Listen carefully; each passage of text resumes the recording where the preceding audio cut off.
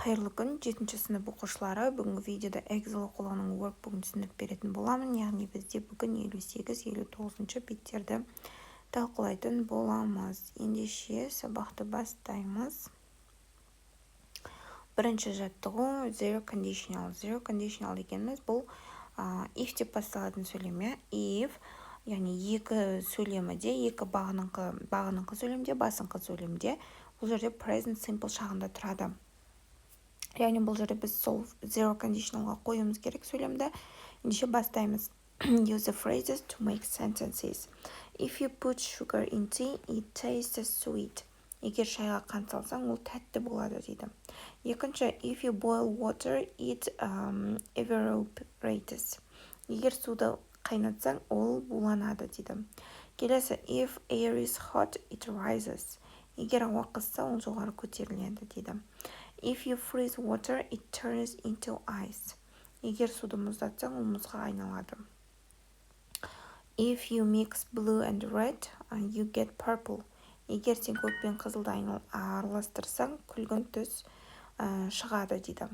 Осылай жазамыз. Келесі екінші жаттығу first conditionalға арналған circle the correct answer. Яғни бұл жерде A немесе B'ді таңдауымыз керек. Енді біріншісінде if you eat late at night, you will get a stomachache. Егер түнде сен кеш тамақтансаң, ішің ауырады дейді. Екіншісінде A жауабы болады if you spend too much time on the computer, you won't be able to sleep. Егер компьютерде көп отырсаң, ұйықтай алмайсың дейді. Үшінші, if she does exercise every day, she will feel better. Егер ол күнде жаттығу жасаса, өзін жақсы сезінеді. If they don't stop bullying him, I will tell the teacher. Егер олар оны қорлауды тоқтатпаса, мен мұғалімге айтамын дейді. If you drink plenty of water, you won't get dehydrated. Егер көп су ішсең, сусызданбайсың дейді. If we don't get enough sleep, we will feel tired tomorrow. Егер біз жеткілікті ұйықтамасақ, ертең шаршаймыз дейді. Дәл осылай екінші жаттығуды көшіріп аламыз. Келесі бізде үшінші жаттығу exercise 3 second conditional complete the following exchanges with the correct form of the verbs in brackets. Яғни жақшадағы сөздерді дұрыс бағытта ашуымыз керек. Бірінші сөйлем what would you do if you had a bad cold? If I had a bad cold, I would drink tea with lemon. Бұл жерде айтады, егер қатты суық десе, не істер едім дейді. Егер маған суық десе, мен лимон қосылған шай ішер едім дейді. Екіншісі, I really want to join an exercise class, but I don't have enough money. If your parents gave you the money, you would be able to join a class. Енді бұл жерде айтады, мен жаттығу сабағына барғым келеді, бірақ ақшам жоқ дейді. Егер ата-анаң саған ақша берсе, сен қатыса алар едің дедік. Үшіншісі, what would you do if you knew your friend was a bully? If I knew, I would talk to her. Егер досыңның бұзақ екенін білсең, не істер едің дейді. Егер білсем, мен онымен сөйлесер едім. Келесі, the doctor says I'm overweight. If you ate less junk food, you would lose weight. Дәрігер, мен артық салмақтамын деді. Егер сен фастфудта жесең, арықтар едің дейді. I'm really bored in the evenings. If you had a hobby, you wouldn't get bored. Кешке мен қатты жалығамын дейді. Егер сенің хоббиің болса, сен жалықпас едің деп жауап берген екен. Why is he not doing well in school? If he studied more, he would do well дейді.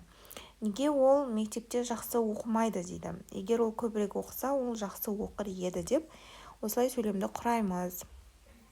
Келесі төртінші жаттығу exercise 4 бұл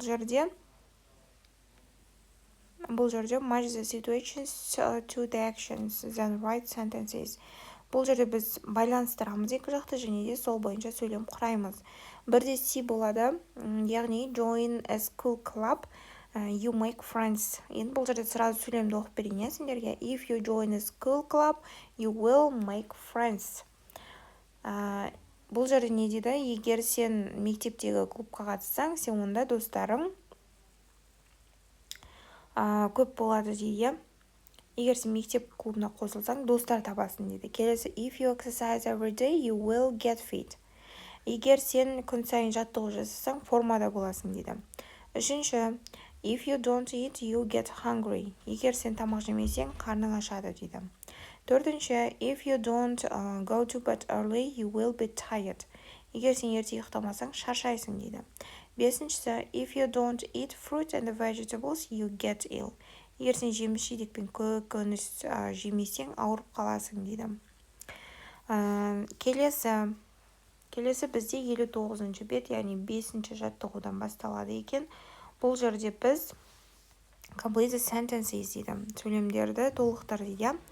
I pass my exams, I'll be happy. Егер мен емтиханнан өтсем, мен бақытты боламын дейді. Келесі, if it stops raining, we will go outside. Егер жаңбыр тоқтаса, біз сыртқа шығамыз дейді. Үшінші, if I study hard, I will pass the test. Егер мен қатты оқысам, тесттен өтемін дейді. Төртінші, if my friends have a problem, I will help them. Егер мен достарымда проблема болса, мен оларға көмектесемін дейді. If I play well, I will win the game. Егер мен жақсы ойнасам, мен жеңемін дейді. Келесі 6-шы жаттығу exercise 6 modal verbs, яғни модаль етістіктерін алған must, have to, need to, might арналған екен. Енді бұл жерде 6-шы жаттығуда we don't have to be at school until 9 o'clock. Біз мектепке сағат 9-ға дейін бару міндетті емес дейді бізге дейді. Келесі, you don't need to get stressed about homework, it's easy дейді. Үй жұмысын қатты уайымдаудың қажеті жоқ, ол оңай дейді.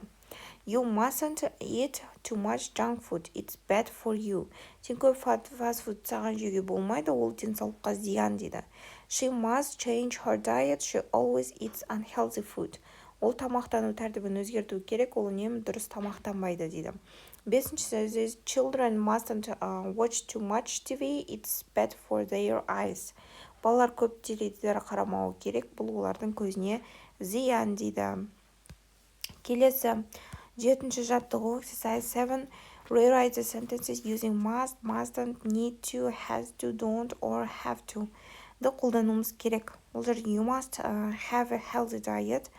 Яғни бұл жерде дұрыс тамақты ол жақсы нәтиже дейді, жақсы идея дейді. It isn't necessary, you don't have to buy a ticket. Билет сатып алу міндетті емес дейді. It's our duty. Денсаулығымызға қарау, ол we must look after our health. Біздің міндетіміз дейді. It's necessary, you have to do the exercises. Жаттығу жасау қажет дейді. It's against the rules, you mustn't play football here. Мұнда футбол ойнауға болмайды, ереже бойынша дейді. Келесі 8-ші жаттығу exercise 8 rewrite the sentences using might. Яғни біз might'ты қолданып сөйлемді құрамыз керек. Бұл жерде she might lose weight with her new diet. Мүмкін ол жаңа диетамен арықтайды дейді.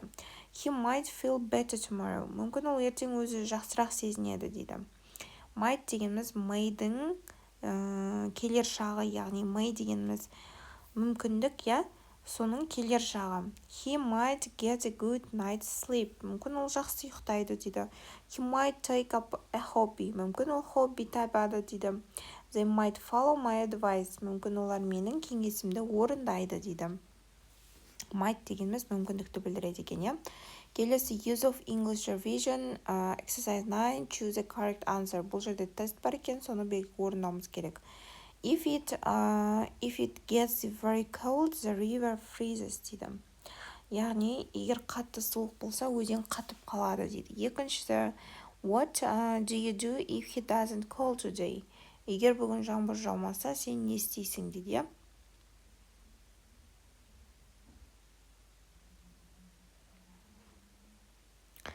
Дәл осылай, осы жауаптарды белгілеп шығамыз оқушылар. Осымен біздің бүгінгі сабақ талдауымыз аяқталды. Келесі сабақта кездескенше сау болыңдар.